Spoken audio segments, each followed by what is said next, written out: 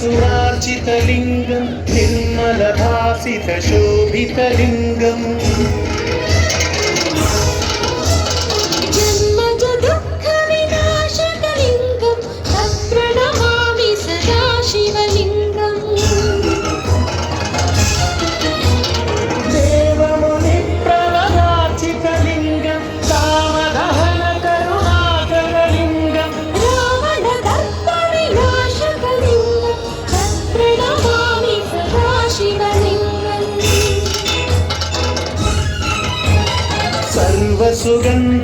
सर्वसुगन्धसुलेपितलिङ्गं बुद्धिविवर्धनकारणलिङ्गम् सिद्धसुरासुरवन्दितलिङ्गं तत्प्रणमामि सदा शिवलिङ्गम्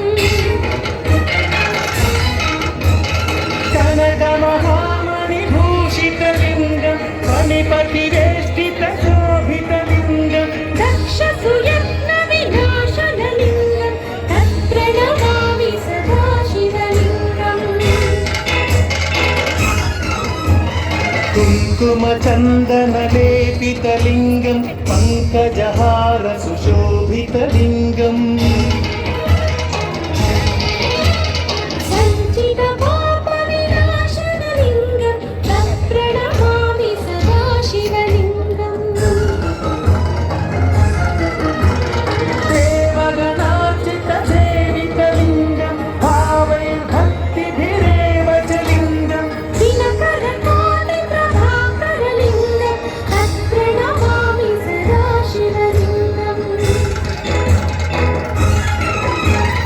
अष्टदलोपरिवेष्टितलिङ्गं सर्वसमुद्भवकारणलिङ्गम् अष्टदरिद्रविनाशनलिङ्गं तत्प्रणमामि सदा शिवलिङ्गम् सुरगुरुसुरवरपूजितलिङ्गं सुरवनपुष्पसदार्चितलिङ्गं परमपदं परमात्मकलिङ्गं तत्प्रणमामि सदा शिवलिङ्गम् लिङ्गाष्टकमिदं पुण्यं यः पठेत् शिवसन्निधौ शिवलोकमवाप्नोति शिवेन सह मोदति।